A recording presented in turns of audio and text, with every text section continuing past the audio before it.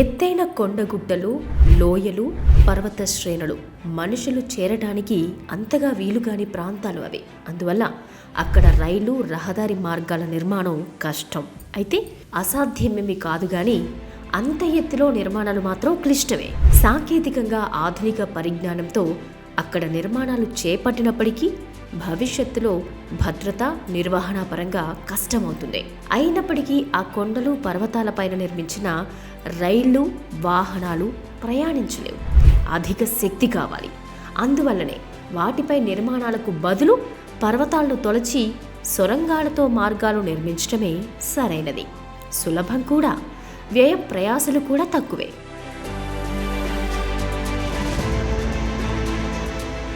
కానీ అందుకు సులభమైన విధానం కావాలి. ఎలా పడితే అలా తవ్వుకుంటూ పోతే సొరంగం ఎక్కడికో వెళ్ళిపోతుంది, గమ్యం మిస్ అవుతుంది, లక్ష్యం తప్పిపోతుంది. మరి పరిష్కారం ఎలా? ఎత్తైన కొండలు, పర్వతాలను సులభంగాను అవసరమైన పద్ధతిలో తవ్వి రైలు, రహదారి మార్గాలు నిర్మించడం ఎలా మరి?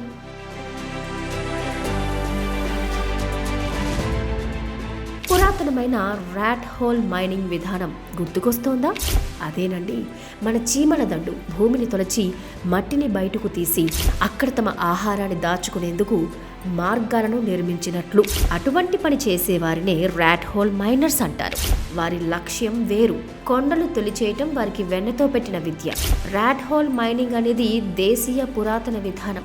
ముఖ్యంగా మన దేశంలో ఈశాన్య రాష్ట్రాల్లో ఉండే వీరు కొండగుట్టలు తొలచటంలో నిష్ణాతులు. అక్కడ వనరులు, ముఖ్యంగా ఖనిజాలు సేకరించడానికి వారు పనిచేస్తూ ఉంటారు. అయితే వారికి రక్షణ, భద్రత కొరవడంతో ప్రభుత్వం ఆ పనిని నిషేధించింది.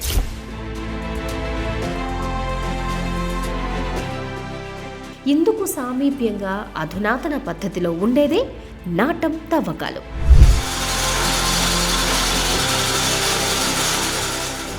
ర్యాట్ హోల్ మైనింగ్ అనే విషయాన్ని ఇక్కడ చెప్పటం వెనుక నాటం పద్ధతిలో సొరంగాల తవ్వకాలను అర్థమయ్యేలాగా చెప్పడానికే. ర్యాట్ హోల్ మైనింగ్ నిషేధించగా నాటం పద్ధతి ప్రపంచవ్యాప్తంగా ప్రాచుర్యం పొంది ప్రతి దేశంలోనూ అమల్లోకి వచ్చింది. ఇందులో పని సులభం అవ్వడంతో పాటు టీబీఎం నిర్మాణం సాధ్యం కాని చోట ఈ విధానం అమలు చేస్తున్నారు.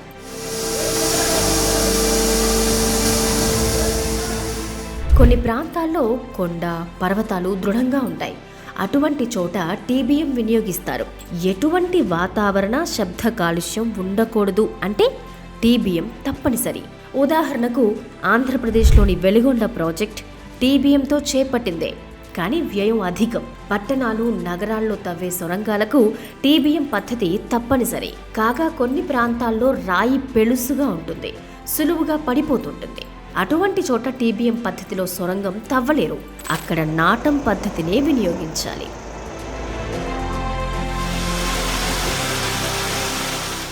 అసలు ఈ నాటం అంటే ఏంటి?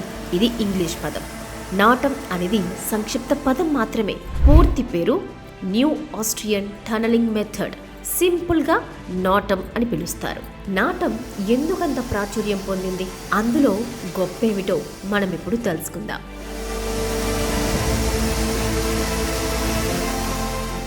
మన దేశంలో రైలు, రహదారి మార్గాలను సొరంగాల పద్ధతిలో నిర్మించడం ఇటీవలి సంవత్సరాల్లో చేపట్టారు. కానీ యూరప్, అమెరికాల్లో ఎప్పటి నుంచో ఉంది. ముఖ్యంగా యూరప్ దేశాల్లో ఆల్ప్స్ పర్వతాల్లో నాటం పద్ధతిలో సొరంగాల తవ్వకాలను తొలుత చేపట్టారు. అందులోనూ ఆస్ట్రియా దేశంలో మొదటిసారిగా 1962లో చేపట్టారు. అందుకే ఆస్ట్రియన్ పేరుతో ఈ విధానం విస్తరించింది.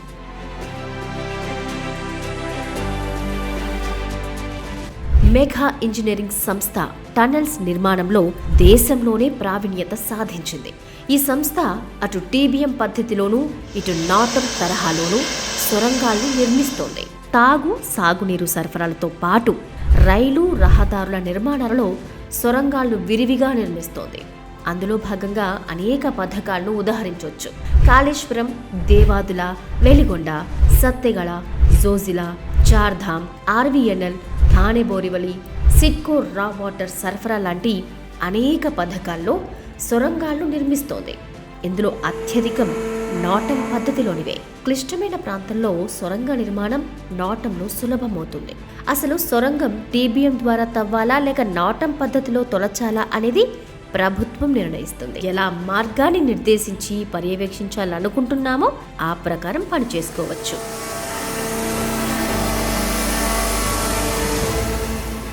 ఎక్కడి నుంచి ఎక్కడికి తవ్వాలో నిర్ణయించిన తరువాత కొన్ని సందర్భాల్లో 2 వైపుల నుంచి తవ్వి మధ్యలో కలుపుతారు. కొన్నిసార్లు ఒకవైపు నుంచే తవ్వుకుంటూ వెళతారు.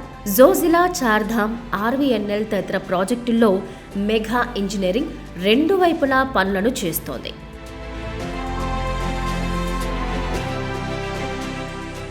ఈ పద్ధతిలో ప్రధానంగా బహిరంగంగా భూ ఉపరితలంలో రహదారి నిర్మించిన విధంగానే కొండలను తవ్వి రహదారి లేదా రైలు మార్గం లేదా నీటి సరఫరా సొరంగం తవ్వుతారు. ఇందుకు దాదాపు ఒకే విధమైన ఇంజనీరింగ్ ఉంటుంది. బహిరంగ ప్రదేశంలో అంతా కనిపిస్తూ ఉంటుంది, కానీ నాటం పద్ధతి తవ్వకంలో ఏం కనిపించదు, తవ్వుకుంటూ పోవాలి. ఇందుకు ప్రధానంగా సర్వే, ప్రొఫైల్ మార్కింగ్ చేయాలి. దాన్నే తవ్వే మార్గంగా భావించాలి. ఆ ప్రకారం తవ్వకం అంటే డ్రిల్లింగ్ చేయాలి. ఇందులో కంట్రోల్డ్ బ్లాస్టింగ్ ఉంటుంది. ఈ పని చేసే ముందు ఆ ప్రాంతాన్ని ప్రతి మీటర్కు అధ్యయనం చేస్తారు. ఇందుకోసం ఆ ప్రాంతంలో రాక్ ఫార్మేషన్ ఎలా ఉందనేది గుర్తిస్తారు. ఎందుకంటే ఆ ప్రాంతంలో రాక్ లూజ్గా ఉంటే బ్లాస్టింగ్ లేదా తొలిచేటప్పుడు మొత్తం కుప్పకూలే ప్రమాదం ఉంటుంది. ఇందుకోసం ఆ ప్రాంతాన్ని దాదాపు స్కానింగ్ చేసినట్లుగా రాతిని అధ్యయనం చేస్తారు.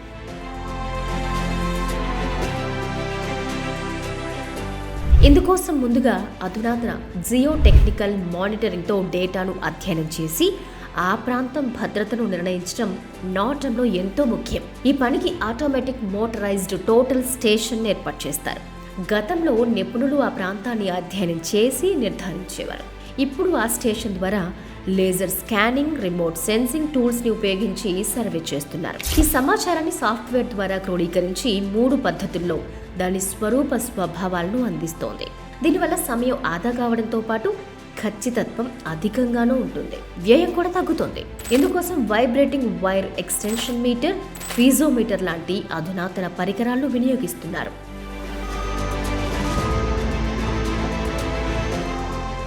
నాటం పద్ధతిలో టన్నెల్ తవ్వకంలో ఈ పనే కీలకం. అనంతరం రాళ్ళు, రప్పలు అంటే మక్కలు తొలగించి ఆ తరువాత బెంచింగ్ చేస్తారు. అంటే సొరంగం ఎంత ఎత్తు ఉండాలో ఆ ప్రకారం భూమికి బల్లపరుపుగా తవ్వుకుంటూ వెళ్తారు. సామాన్యులకు అర్థమయ్యే భాషలో చెప్పాలంటే సొరంగంలోన రహదారి ఎత్తు తగ్గించి చదును చేయటం లాంటిది. తర్వాత మొత్తం సొరంగానికి స్కేలింగ్ చేస్తారు. అంటే ఎత్తు పల్లాలు లేకుండా యంత్రాలతో చదును చేస్తారు. అనంతరం లైనింగ్ లాంటి షార్ట్ క్రీట్ పనిని టన్నెల్కు చేస్తారు. దీనివల్ల లీకేజీలు నివారించడంతో పాటు పైనుంచి కింద వరకు అంతా నున్నగా ఉంటుంది. ఈ పని చేసే ముందు ఎక్కడ లోపాలు లేదా లూజ్గా ఉందనుకుంటే వైర్ మెస్, రాక్ బోల్టులు, గ్రిడ్డర్లను అవసరమైన చోట లోపల నుంచి పైకి రాతిలోకి పంపిస్తారు. వీటి వల్ల సొరంగం పటిష్టంగా తయారవుతుంది. ఈ పనులన్నింటినీ MEIL ప్రతి టన్నెల్ నిర్మాణంలో పాటిస్తుంది.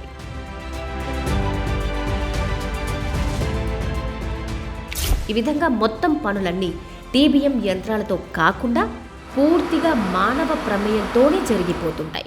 సాంకేతిక పరిజ్ఞానాన్ని, పనులకు సహాయపడే యంత్రాలను వినియోగించి టన్నెల్ పూర్తి చేస్తారు. మాన్యువల్ టీబీఎం తరహాలో ధీటైన నాటం సొరంగ నిర్మాణాలు మెగాతోటి సాధ్యం.